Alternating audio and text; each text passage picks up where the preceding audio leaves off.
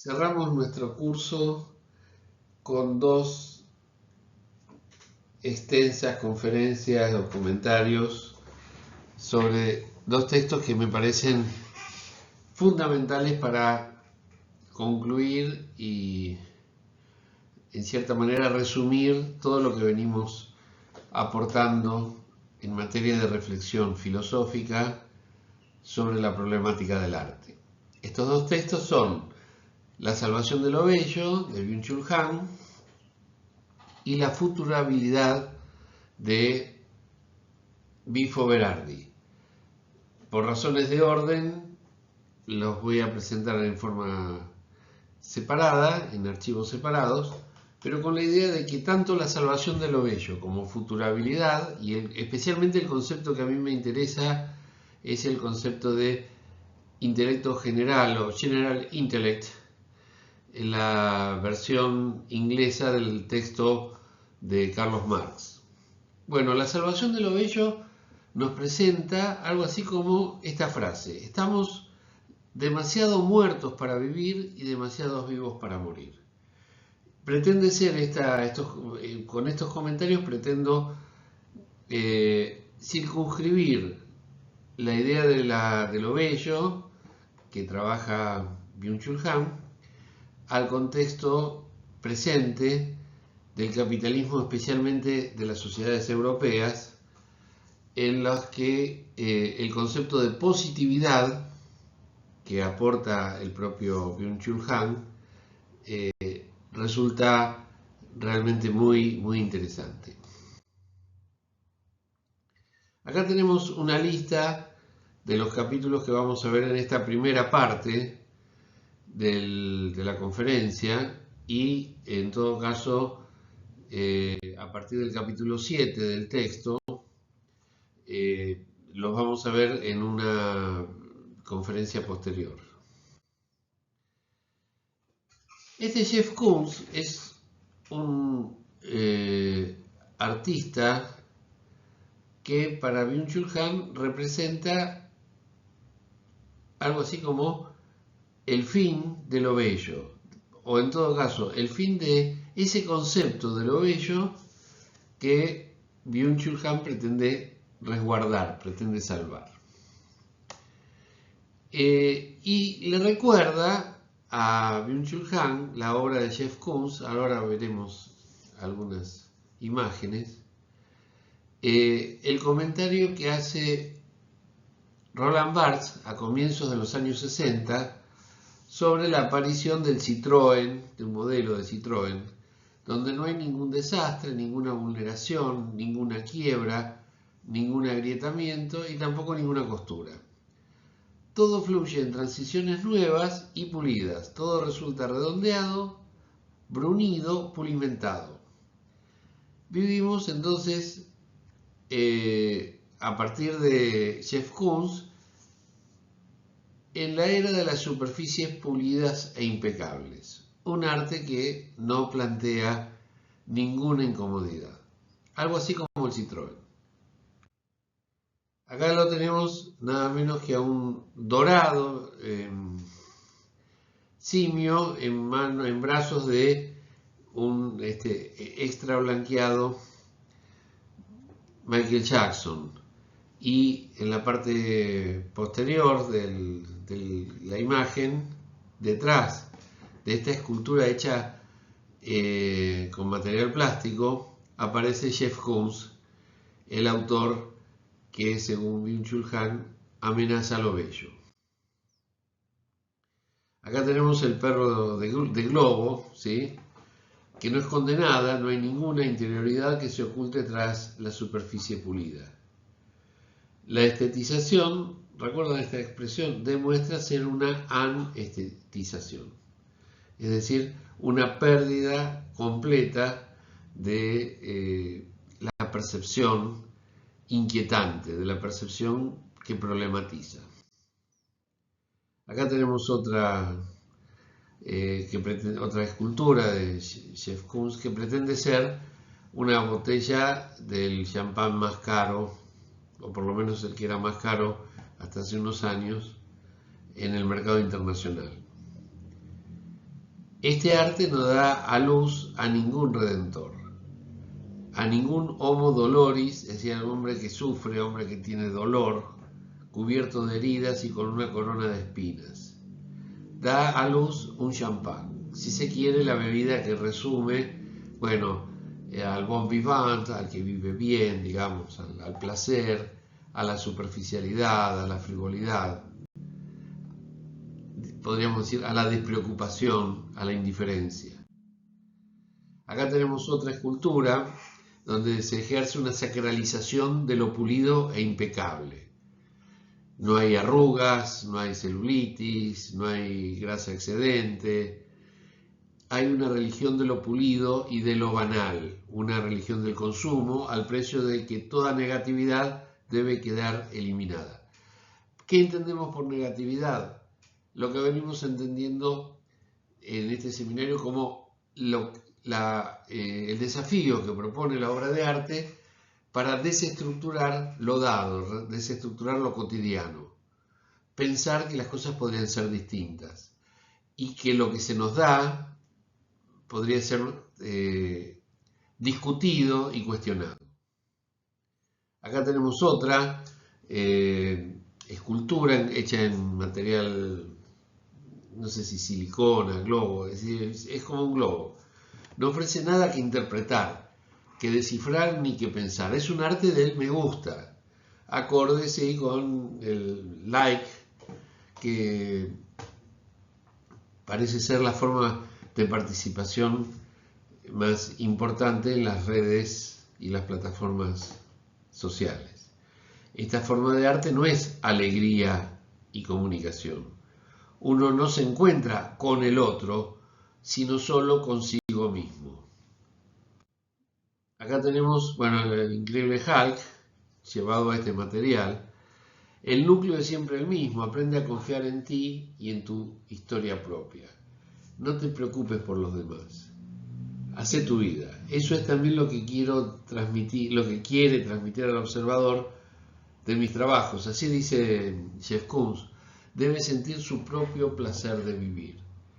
Y queda totalmente eliminada entonces la característica central de la estética moderna, la alteridad o la negatividad de lo distinto y de lo extraño.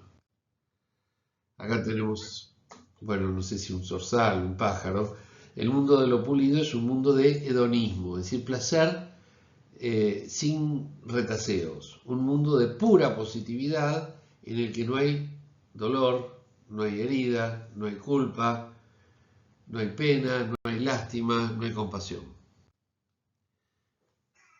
Este enorme corazón que preside la instalación, por lo menos en ese salón, el objeto maravilloso pretende robustecer al observador en su existencia, para que él mismo, en la superficie reflectante del plástico, se vea como parte de ese mundo de ensueños, pulido, etcétera, que es la obra de arte. El material, bueno, reflectante, robustece esa confianza que tiene el observador en sí mismo. Y si no la tenía antes, ahora pues la puede tener. Cuando uno está directamente delante del objeto, se refleja en él y se asegura de sí mismo. Bueno, en realidad esta forma de arte, va a decir Byung-Chul Han, nos fuerza a reconocer que la facticidad es una resistencia insuperable frente a toda expectativa de sentido que se crea superior. No hay ninguna instancia que no te esté mirando, tienes que cambiar tu vida. Es una sacudida, una instancia en la que nos vemos knockout, nos vemos derribados, que sucede merced a esa dimensión especial con la que toda experiencia artística nos encara. Ahora bien, este arte de globos, de superficies pulimentadas, evidentemente no sacude al espectador. Precisamente por eso es que resulta imposible la experiencia de lo bello, porque lo bello ha sido reemplazado por lo agradable. Ahora se impone lo agradable para que contestemos me gusta. Se paraliza la experiencia, la cual no es posible sin negatividad.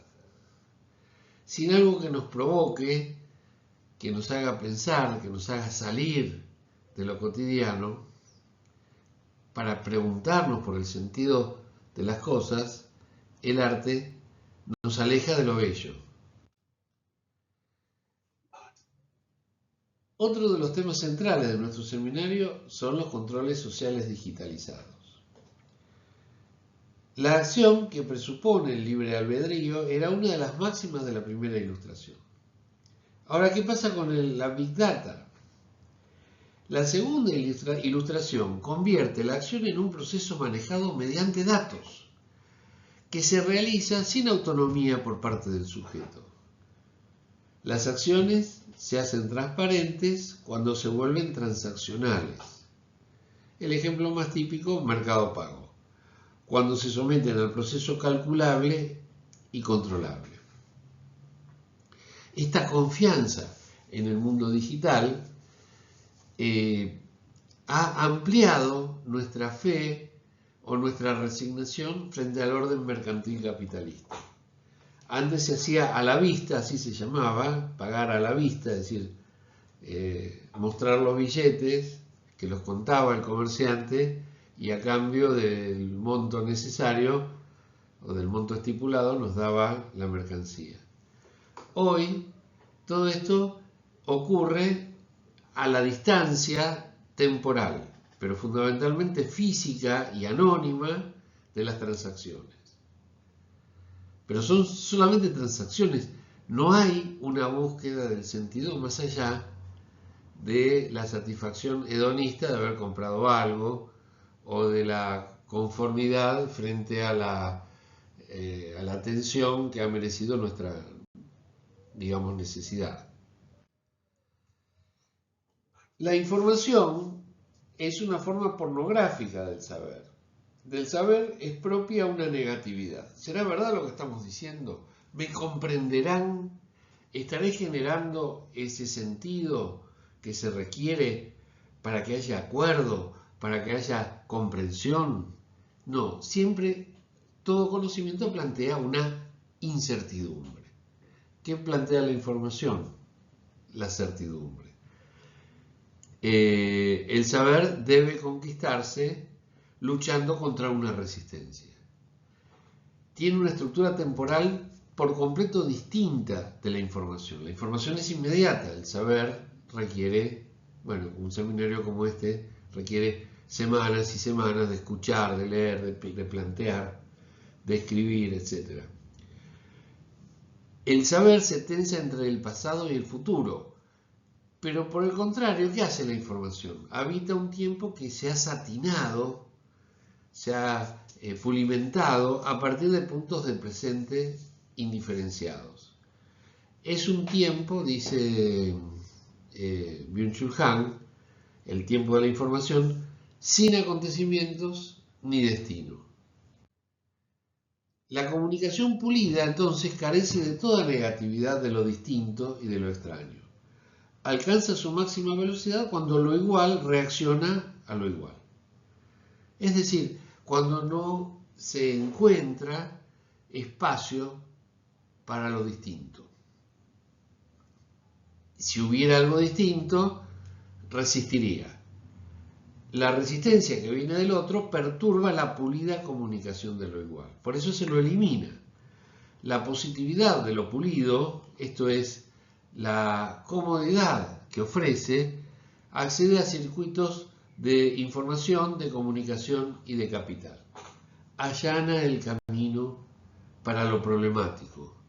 Y en ese allanamiento lo que existe es una máquina eficaz de generar conformismo, de generar confianza. Acá vemos, bueno, a King Kong y otras esculturas de Jeff Koons. La estética del primer plano refleja una sociedad que se ha convertido en una sociedad del primer plano, donde no hay fondos, no hay zonas oscuras, casi no hay relieves, solamente lo que vemos es el cuerpo y el primer plano. Y por eso la imagen de la selfie, rostro vacío e inexpresivo, remite al vacío interior de un yo que no tiene formas de expresión estables por las que recibiría una identidad firme. Y de ahí la necesidad de ratificar esa identidad, no por la profundidad, digámoslo así, espiritual, conflictiva, etcétera, sino por la aparición de la sonrisa en la selfie. La inseguridad del yo conduce a la adicción de las selfies. Ahí estoy yo, ahí está ese yo que no parece vacío porque nunca encuentra sosiego tratando en vano de producirse a sí mismo. La selfie es el sí mismo en formas vacías. Lo que genera la adicción a la selfie es un vacío interior. No hay nada para comunicar, lo único expreso mi sonrisa y mi gratificación. Esta estética de lo pulido y lo terso contraviene a la vieja estética. ¿Por qué? Porque de lo bello formaba parte la negatividad de lo sobrecogedor. Volveremos sobre este tema hoy mismo. Recuerden lo que hemos dicho de lo sublime. Lo bello como algo que contradice a lo complaciente. Las mujeres hermosas que ofrece el arte comercial de hoy son dolores oculares, es decir, son dolorosamente bellas, las mujeres bellas del arte clásico. Bellezas estremecedoras y sublimes no son ninguna contradicción, porque hay algo de la pequeñez humana que la obra de arte intenta recordar. La negatividad del dolor ahonda la belleza. Y lo bello es cualquier cosa menos superficie tersa, superficie pulida. La contemplación de lo bello conmociona, provoca, agita. En todo caso genera perplejidad, pero nunca complacencia.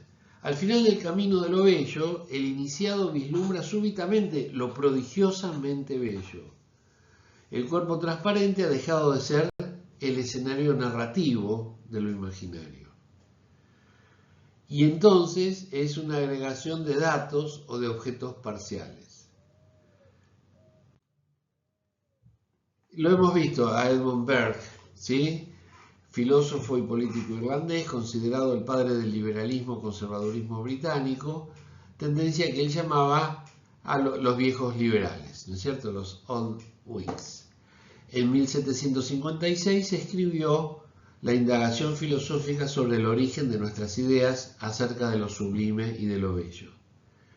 Claro, han pasado, bueno, él hubiera cumplido 300 años ahora, es decir, han pasado más de 250 años de la publicación de su obra, casi 260 años.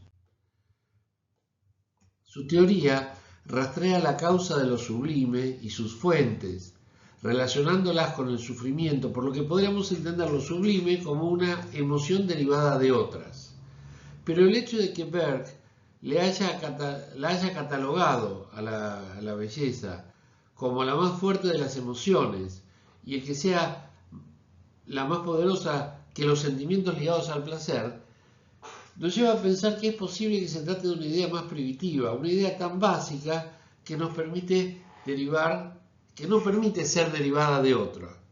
En este caso, en cuanto a los objetos que despiertan la idea de lo sublime, deben cumplir con ciertas propiedades que pueden estar presentes ya sea en forma global o en forma fragmentaria.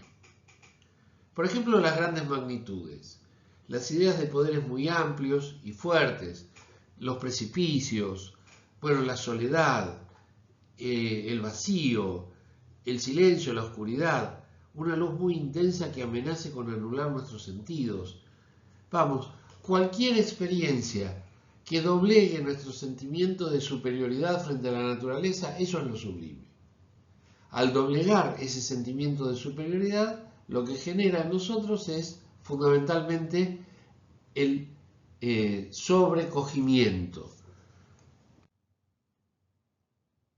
Acá tenemos una definición de sublime, según Berg, que encontré en otro lado.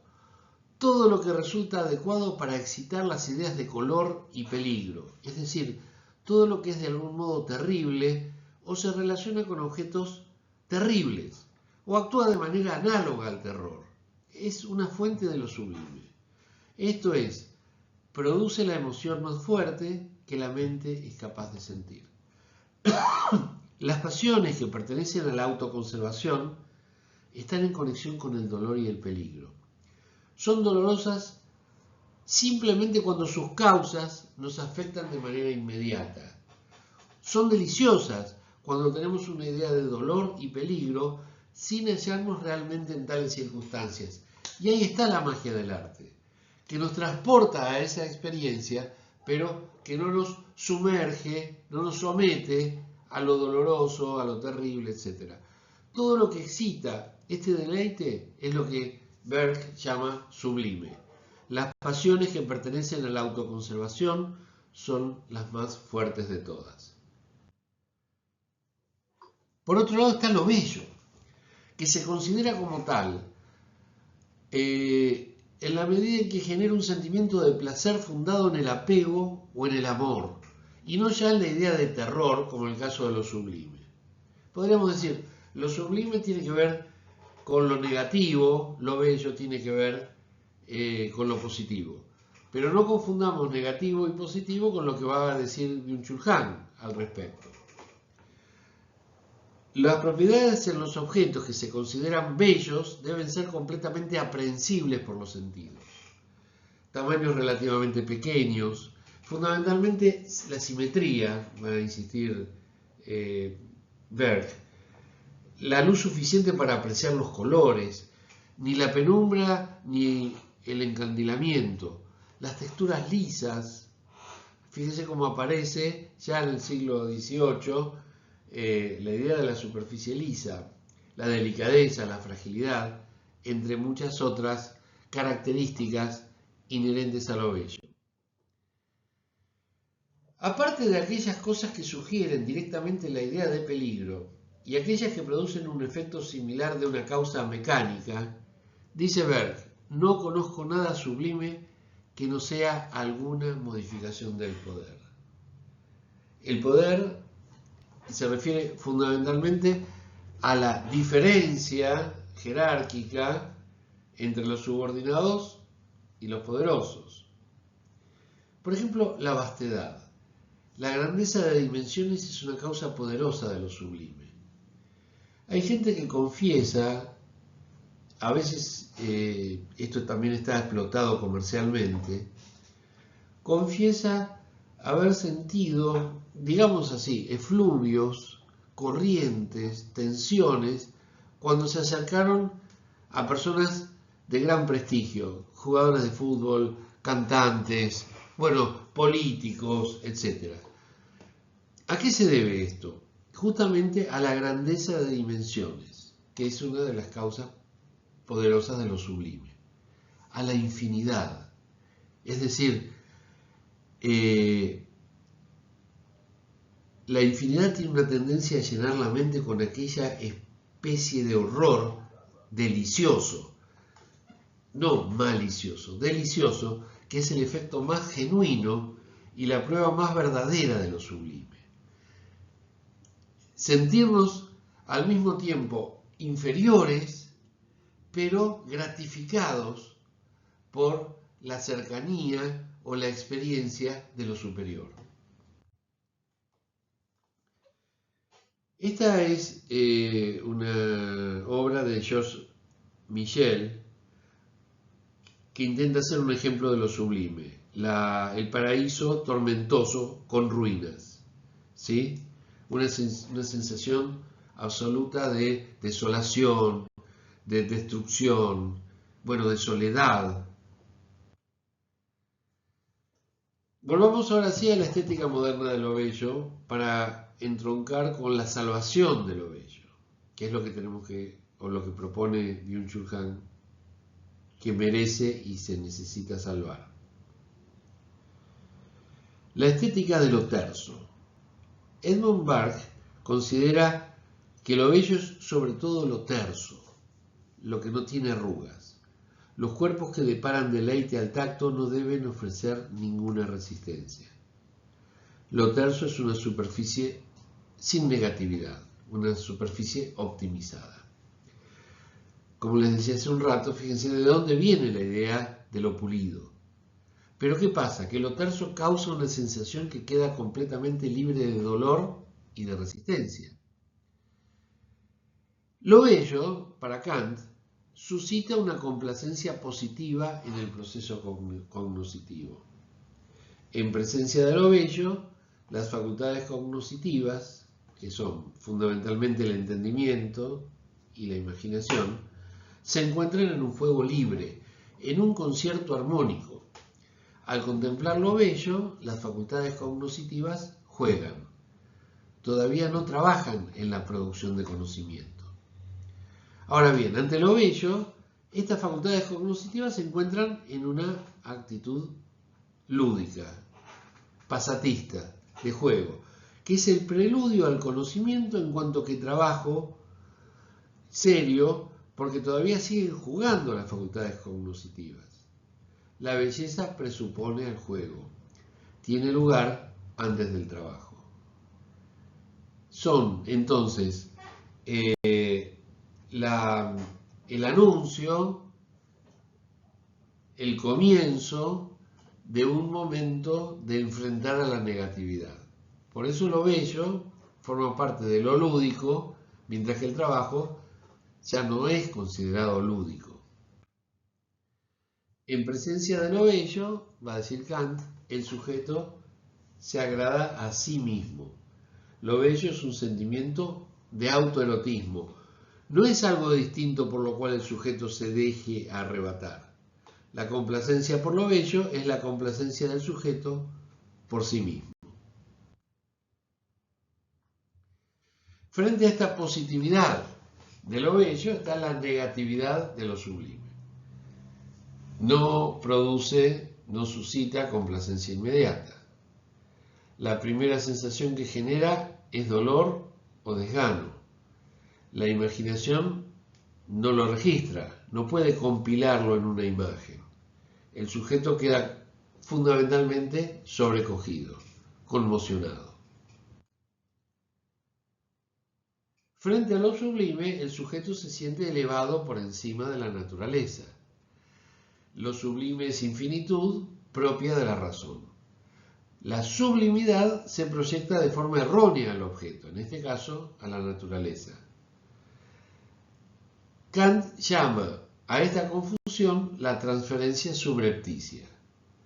Una transferencia que ocurre precisamente por la negatividad de lo sublime, que no es un sentimiento de objeto, sino un sentimiento que los sujetos experimentamos, una especie de sentimiento autoerótico de nosotros mismos.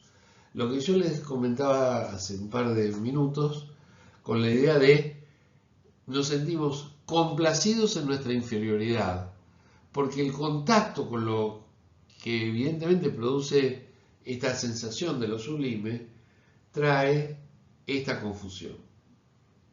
La complacencia en lo bello es positiva.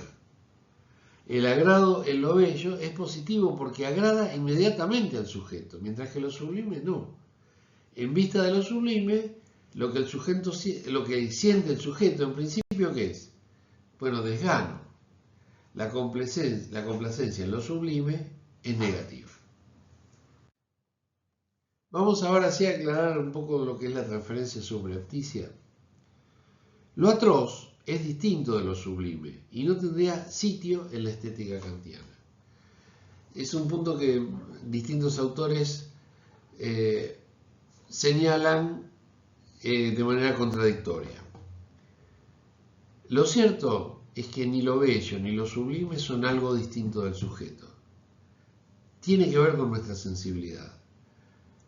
Y fundamentalmente son absorbidos por la intimidad del sujeto. Una belleza de lo distinto solo se recobra cuando se le concede un espacio más allá de la subjetividad autoerótica. No debemos contraponer lo sublime a lo bello. Ambos tienen el mismo origen. ¿Y cuál es ese origen? La experiencia subjetiva. No hay que devolver a lo bello una sublimidad que no puede ser interiorizada, es decir, una sublimidad que nos dessubjetivice. No es una experiencia objetiva la de lo bello.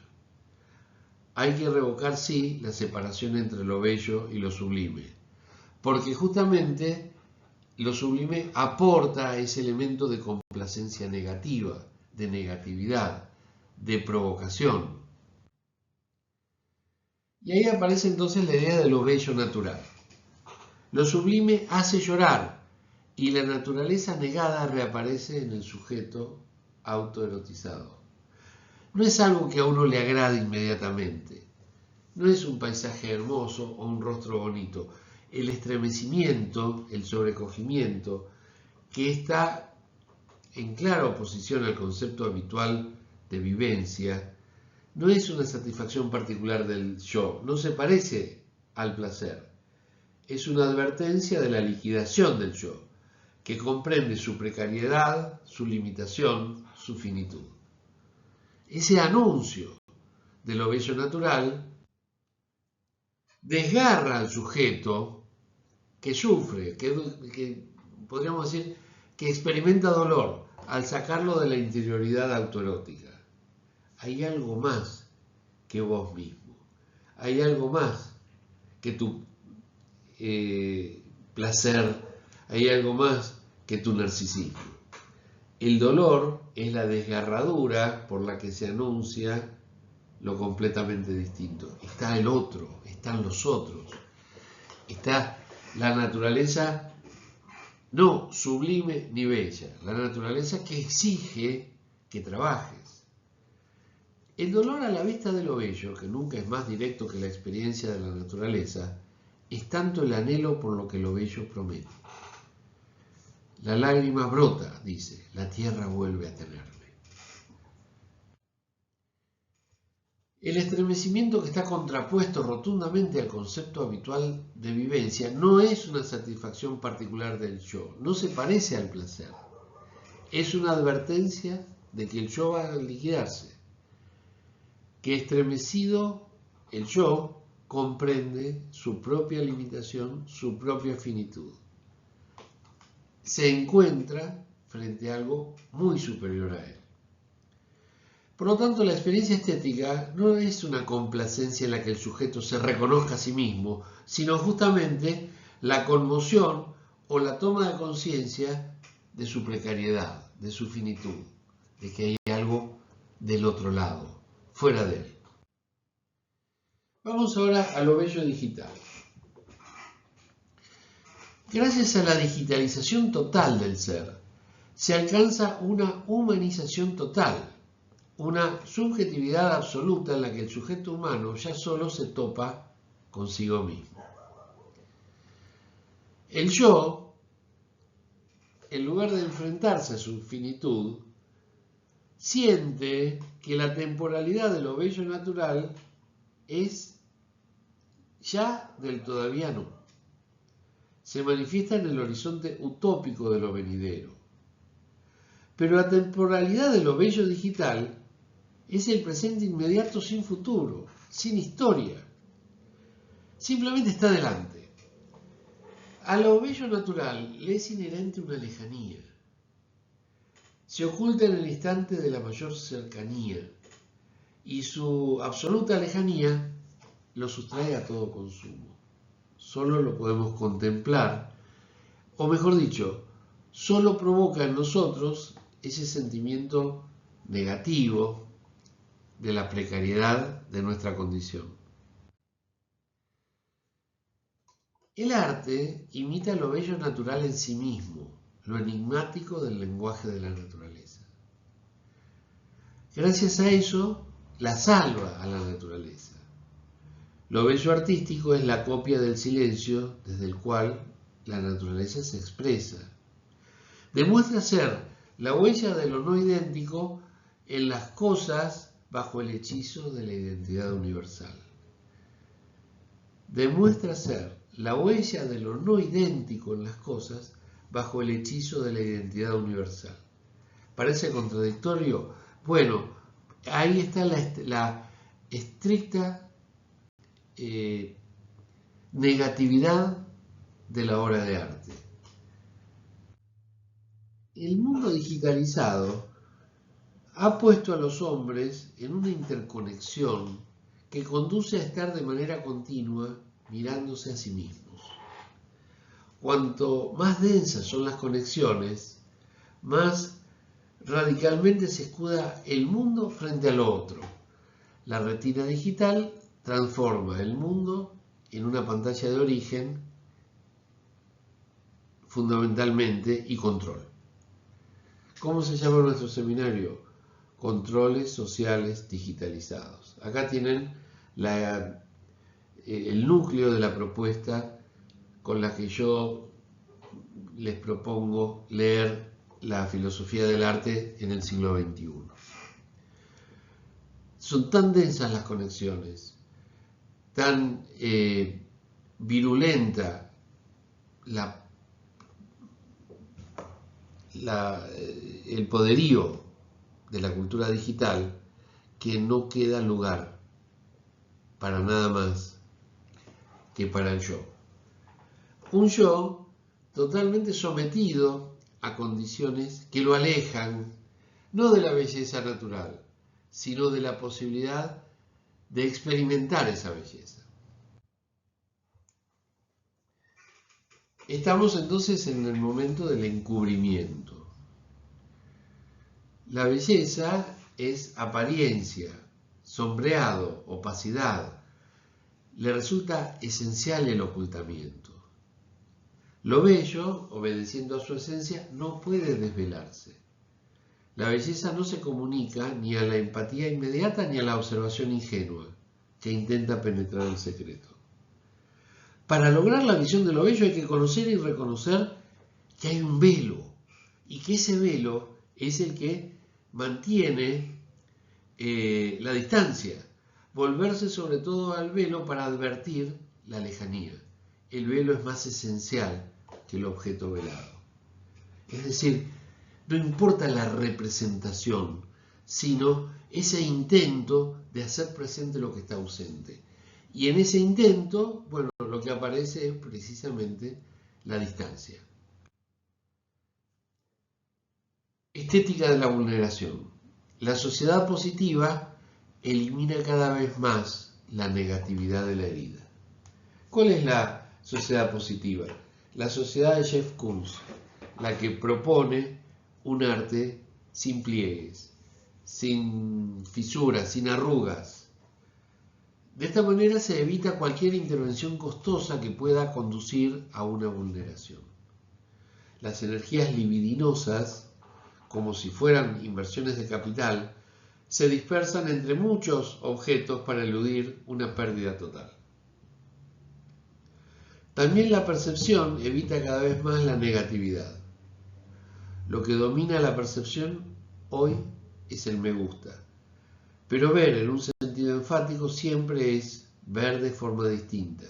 Es decir, es experimentar. Sin herida simplemente no hay poesía ni arte. Por eso es que la estética de la vulneración convierte al poema en un accidente o en una situación accidental.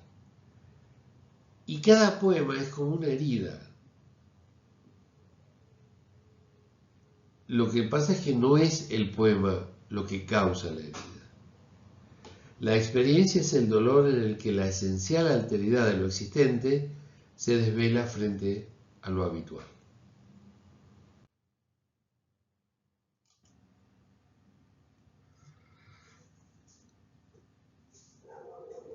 La teoría de la fotografía de Roland Barthes plantea la existencia de dos elementos. Una es el studium, que se refiere al campo del deseo indolente, del interés diverso, del gusto inconsecuente. Es propiamente dicho el terreno del me gusta, no me gusta. El punctum o impacto es lo que sentimos al contemplar una fotografía, todo lo contrario de la indolencia, de la heterogeneidad de intereses con que miramos una fotografía.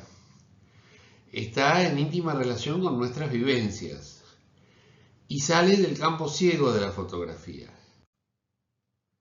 El estudio entonces se refiere al interés general que un espectador tiene por una fotografía. Es el gusto educado y aficionado que nos lleva a apreciar una imagen. Mientras que representa el análisis cultural de la fotografía en su contexto social, político y cultural. En ocasiones, el estudio es común a todos, ya que se basa en elementos objetivos y reconocibles de la imagen. A su vez, el impacto o punctum es lo que sentimos al contemplar una fotografía, en íntima relación con nuestras vivencias. Sale del campo ciego de la fotografía como el elemento que nos toca de manera más profunda y personal. Cada persona puede encontrar un punctum diferente en una misma fotografía, ya que está relacionado el punctum con experiencias personales y sensaciones subjetivas. Por ejemplo, tomemos esta fotografía. El studium sería una hilera de migrantes que está en el punto de partida o en el de llegada. El fotógrafo ha querido mostrar una serie de personas que viajan o que ya llegaron. Están solos, sin familia, son todos varones de mediana edad, etc. El punctum, en cambio, es el impacto emocional que permanecería en la intimidad, en el recuerdo de lo que hemos contemplado. Vamos a decirlo así, en la historia que nos estamos proponiendo, que nos estamos haciendo al contemplar la fotografía. El estudio, como dije hace un ratito, pertenece al género del to like, o sea, del me gusta, y no del to love o to hate, o sea, amo u odio. La mirada está codificada culturalmente, carece de toda vehemencia, de todo estremecimiento. Investiga este código con mayor o menor deleite, pero nunca es mi goce o mi dolor. Pone en marcha un anhelo a medias, un querer a medias, lo guía un interés vago, superficial, sin carga de responsabilidad. Entonces el estudio es el significado universal de una foto. La fotografía tiene todo lo que requiere para ser trivial, siendo la unidad de la composición la primera regla de la retórica vulgar, especialmente de la retórica escolar. Debe ser simple y estar libre de accesorios inútiles. Son recibidas de una vez y nunca se las va a rememorar. Miren ustedes esta imagen, no sé si la conocen, es la fotografía de Moribundo Sarmiento. No sé si ya estaba muerto, estaba por morir, estaba, digamos, en sus últimos instantes de vida o en los instantes siguientes, pocos instantes después de su fallecimiento.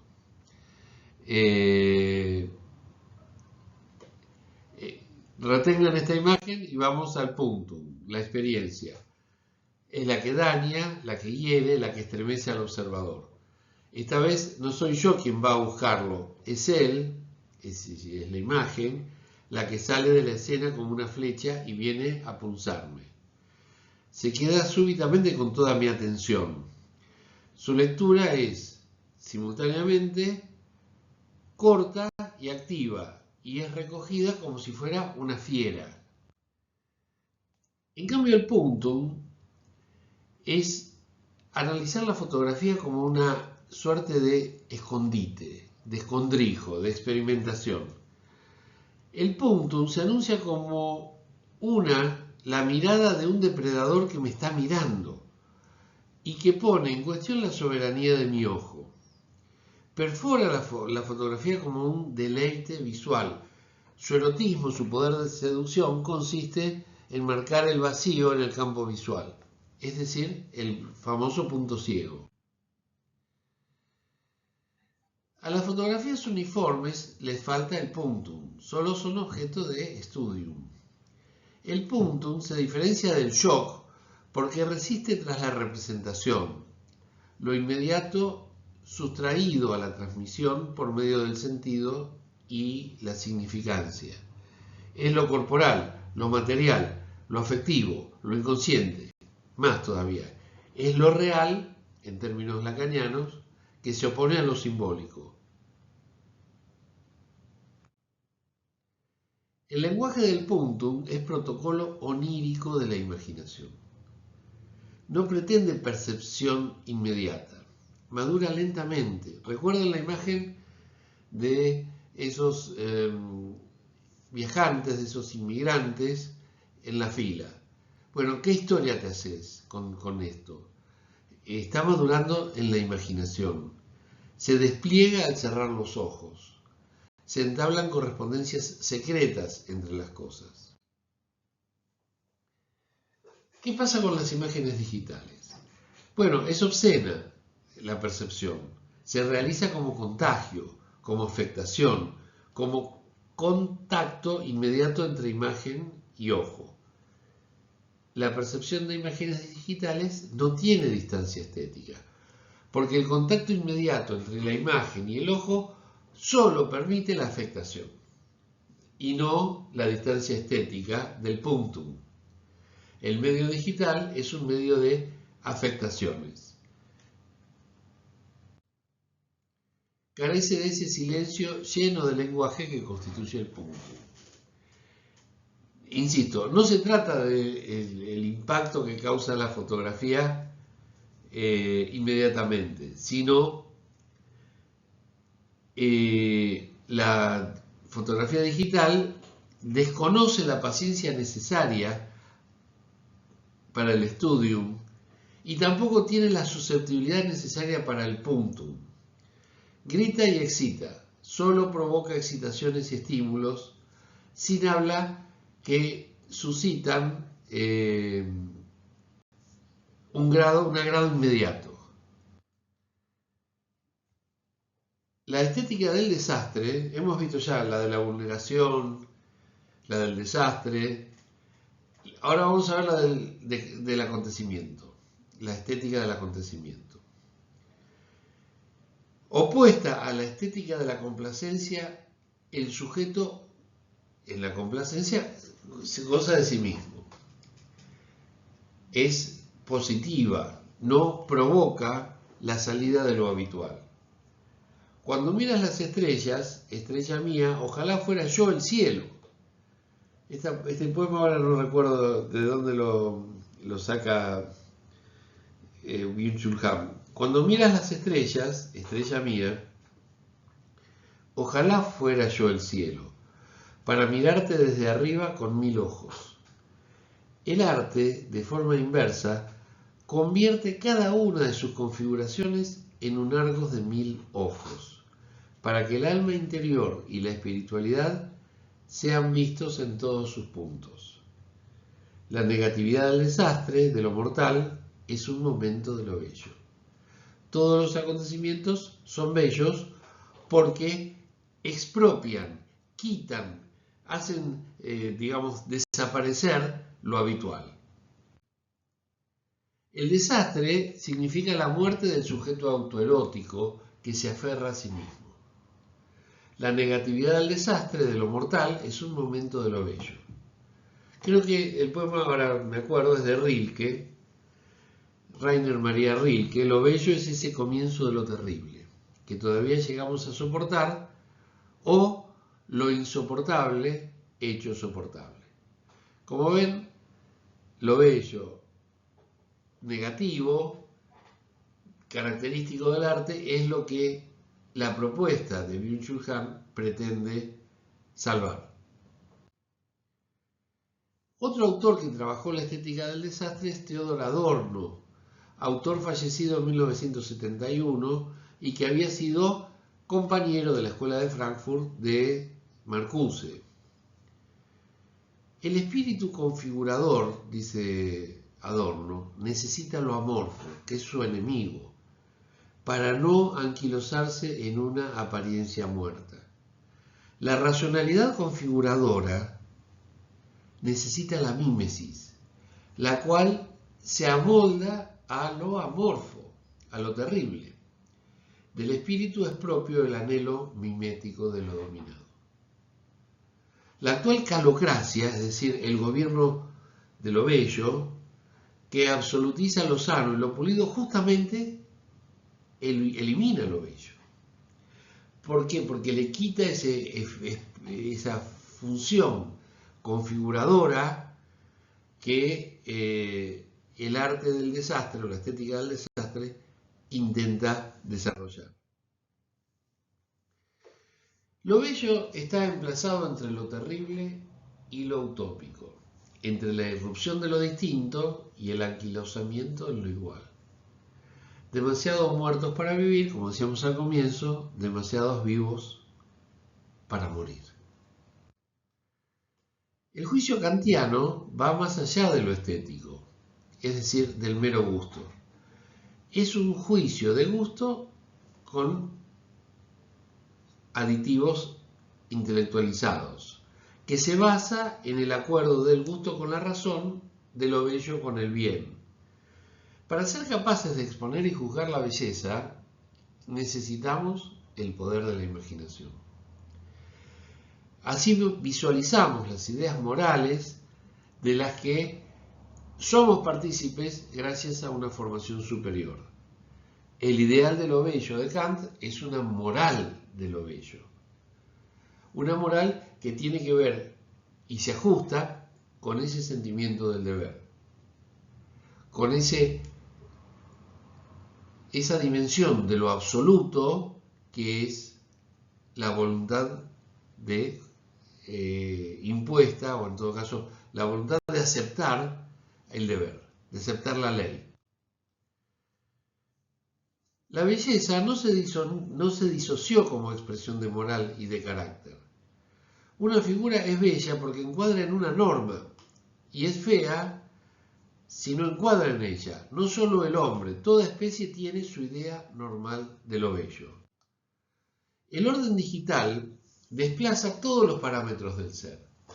Propiedad, vecindad, clan, estirpe y estamento, todos se encuadran en el orden terrenal, en el orden de la tierra.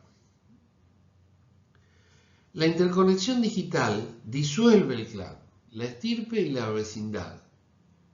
La economía del compartir, también llamada sharing, hace que también la propiedad se vuelva superflua, reemplazándola precisamente por lo bello. El orden digital celebra un nuevo ideal. Se llama el hombre sin carácter, la lisura sin carácter. El atractivo sexual se contrapone a la belleza moral o a la belleza de carácter. Moral, virtud o carácter tienen su temporalidad, basada en la duración, en la firmeza y en la constancia. El concepto hegeliano de belleza no es abstracto.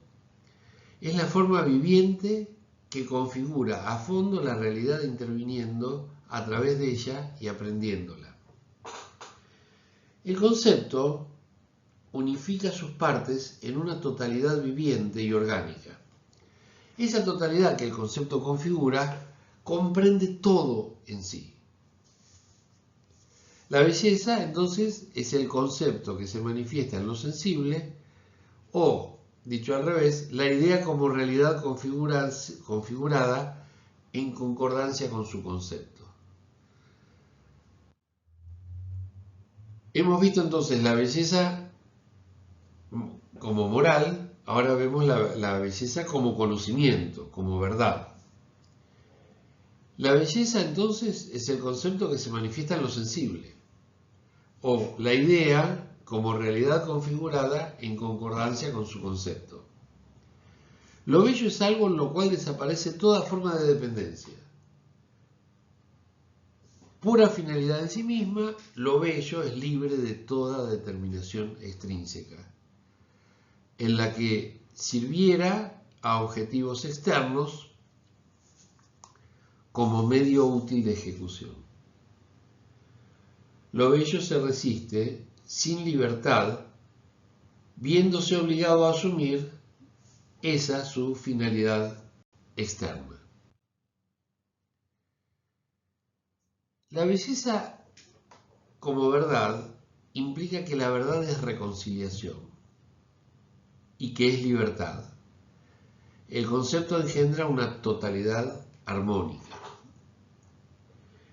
Es bella la sintonización sin coerción de las partes en una totalidad. Ambas cosas tienen que venir dadas en el objeto bello. La necesidad que el concepto pone en la pertenencia mutua de los aspectos particulares y la apariencia de la libertad de esas partes como siendo para sí y no sólo como surgidas para la unidad. La libertad de las partes para sí, dentro de una unidad o totalidad, es el elemento que constituye a la belleza. El objeto bello para Hegel es algo que hay enfrente y con lo cual el sujeto entabla también una relación libre. Al estar frente a un objeto, el sujeto es libre mientras sigue siendo dependiente de él o mientras trata de someterlo a su voluntad, a su objetivo, a su interés, topándose así, al menos, con la resistencia del objeto. Esta idea de la resistencia que ofrece el objeto tiene que ver entonces con la cuestión de lo bello en la obra de arte. Lo bello enseña a demorarse en algo sin otro interés que el de la propia demora. Las cosas que vienen en el objeto bello son la necesidad y la libertad. La necesidad es la pertenencia mutua de los aspectos particulares reunidos en el concepto. La libertad, en cambio, dentro de las partes, la libertad de las partes dentro de una unidad o totalidad es constitutiva de la belleza. Lo bello enseña a demorarse en algo desinteresadamente. La totalidad hegeliana no es una configuración de dominio, no somete las partes, es lo único que abre a las partes su margen de movimiento y de acción, haciendo con ello posible por primera vez la libertad. La totalidad es una figura de mediación y reconciliación, una unidad armónica, un equilibrio en reposo de todas las partes. La totalidad es reconciliadora. El concepto funda una unidad en la cual las partes y las oposiciones particulares tienen vigencia como momentos ideales reconciliados en una consonancia libre.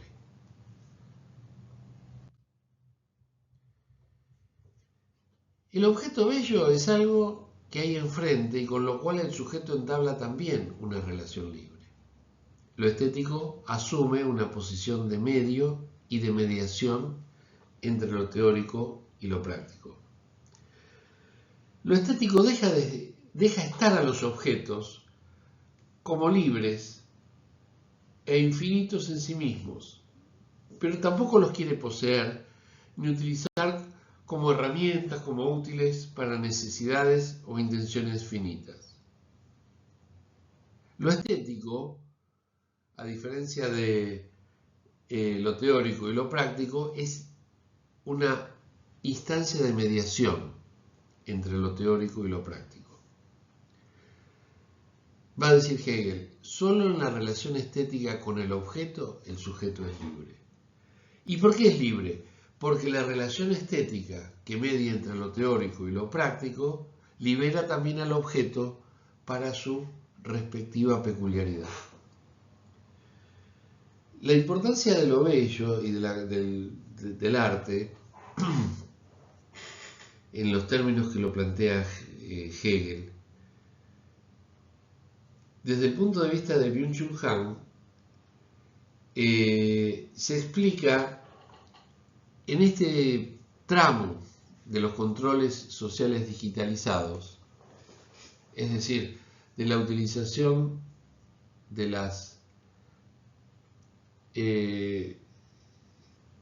instancias del Big Data, del Learning Machine, del aprendizaje automático, del uso intensivo de la información que desplaza otras preocupaciones culturales.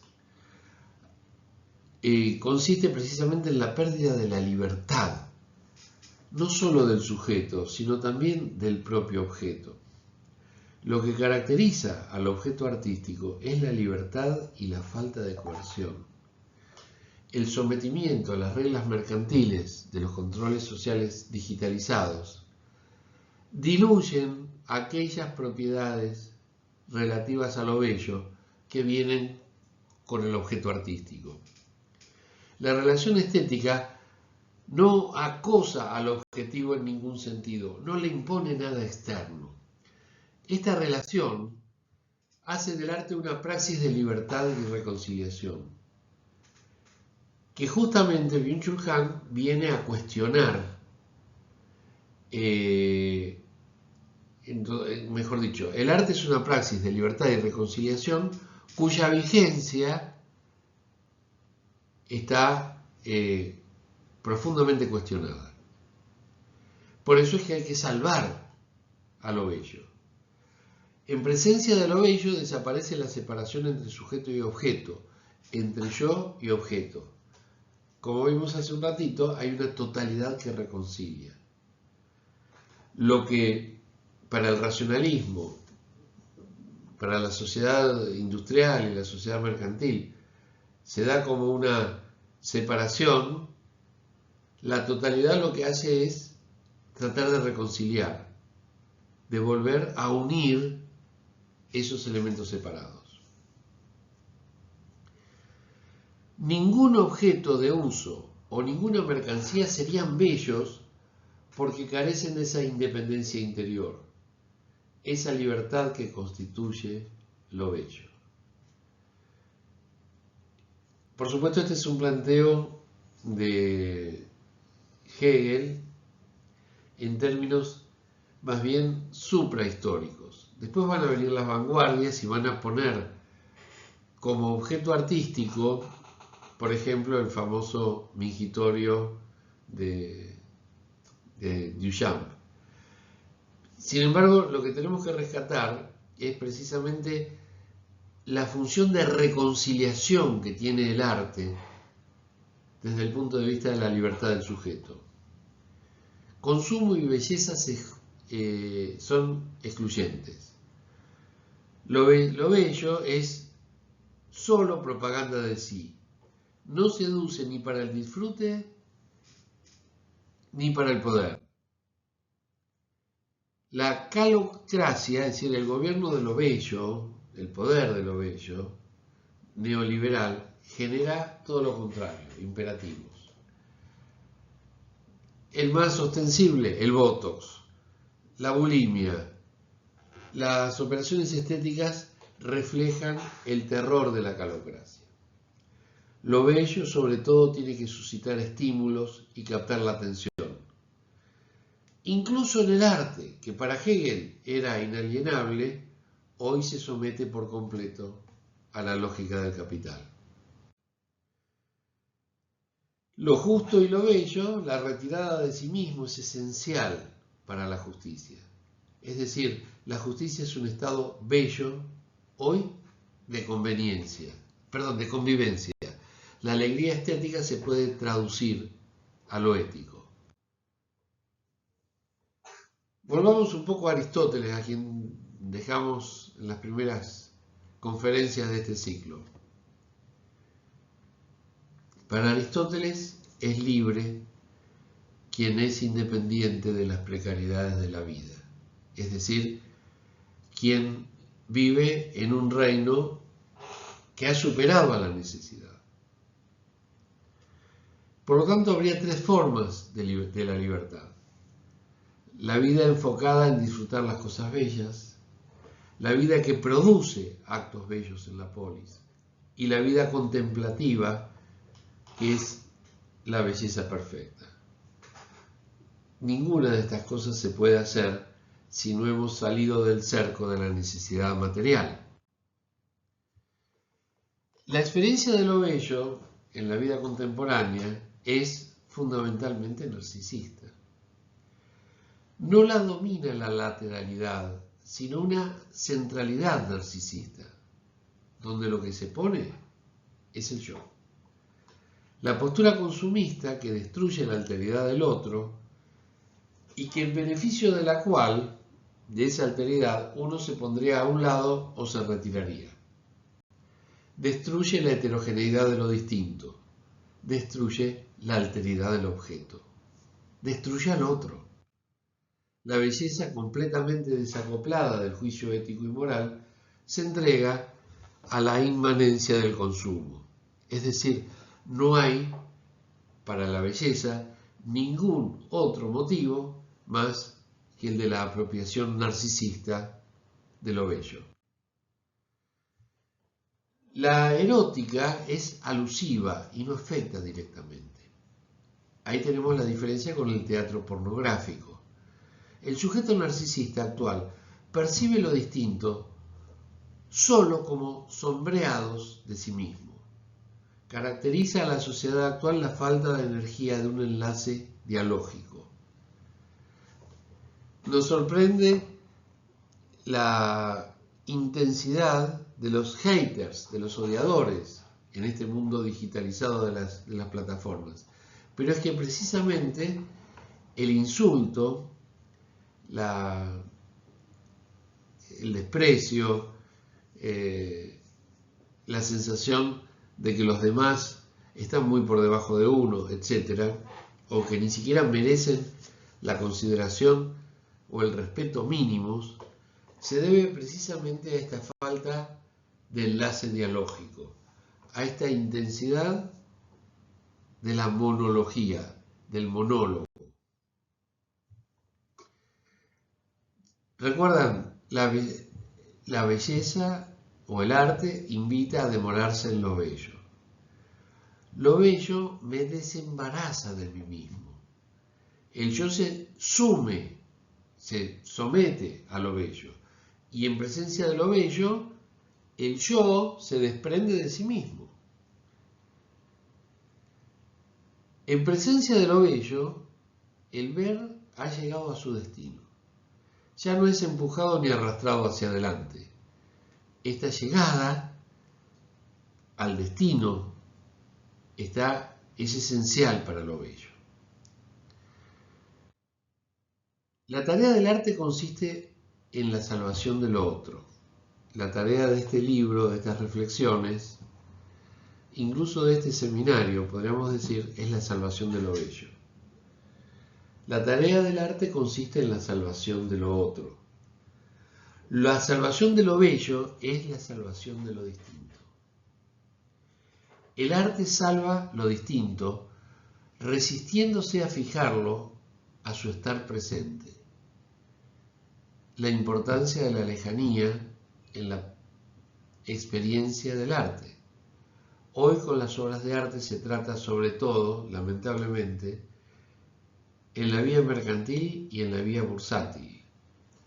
No acreditan ni un valor de culto ni un valor expositivo, solo el valor de cambio. ¿Cuánto está dispuesto el consumidor, el inversor, el que intenta resguardar su capital, cuánto está dispuesto a dar por la obra de arte? Valor de cambio en lugar de valor de culto o valor expositivo. El puro valor especulativo somete a las obras de arte al capital. Hoy el valor especulativo resulta ser el único que importa, el supremo. La bolsa es el sitio de culto actual. Se refiere obviamente al mercado bursátil. El lugar de la redención lo ocupa la ganancia absoluta. La belleza ahora sí como reminiscencia, como el recuerdo de un mundo, de un estado, de un pasado lejano que apenas hace su aparición en nuestra memoria. La lenta flecha de la belleza. La clase de belleza más noble es la que no nos cautiva de un solo golpe, la que no libra asaltos tempestuosos y embriagadores. Esta aburriría, ¿sí? Un poco como el cine comercial, que llega un momento que los efectos especiales y la música saturan. La que se insinúa lentamente, la que se apodera de nosotros casi sin que nos demos cuenta, como si estuviéramos en sueños. No una flecha que nos perfora, sino una flecha que se acerca a nosotros sin tocarnos nunca. Le debemos a Nietzsche esta imagen. La lenta flecha de la belleza no cautiva de un solo golpe, no libra asaltos tempestuosos. Se insinúa lentamente y se apodera de nosotros casi sin que nos apercibamos de eso. No es brillo momentáneo, es reencuentro.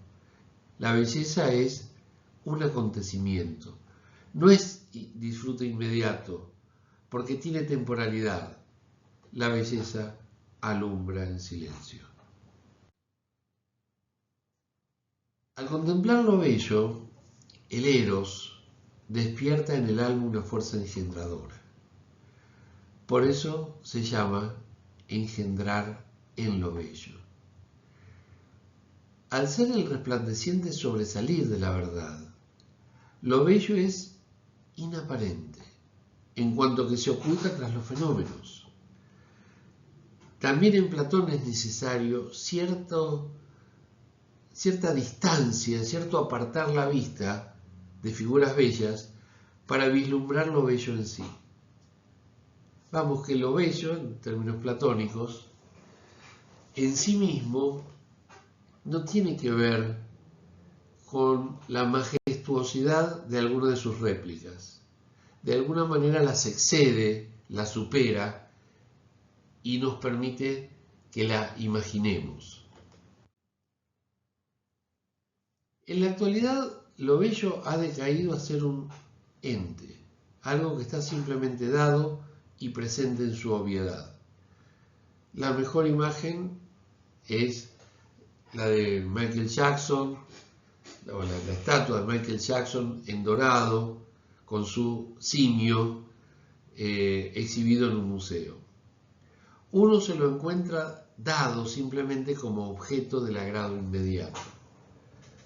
Engendrar en lo bello deja paso a lo bello como producto, es decir, como lo engendrado, como el resultado, no como el proceso de generarlo, como objeto de consumo y de agrado estético. Eros es la aspiración a lo vinculante. Badiou lo llamaría fidelidad.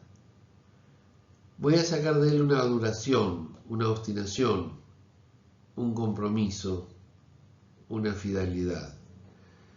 Entonces, fidelidad significa el pasaje de un encuentro azaroso a una construcción tan sólida como si hubiese sido necesaria. Entramos así a la conclusión, la crisis de lo bello. Los mercados financieros son volátiles, pero esa volatilidad, esa falta de consistencia, esa falta de trascendencia, esa pura positividad se extiende a toda la sociedad. Nada tiene consistencia ni duración. En vista de una contingencia radical, se suscita el anhelo de lo vinculante más allá de la cotidianidad. Lo bello no ha muerto del todo. Está precisamente en la agonía, en la atenuación de las experiencias fuertes. Pero perdura, lamentablemente, en el objeto de agrado, en el objeto del me gusta, en algo placentero, arbitrario, en cierta manera efímero. La salvación de lo bello sería la salvación de lo vinculante, de lo que nos trae la experiencia con los otros.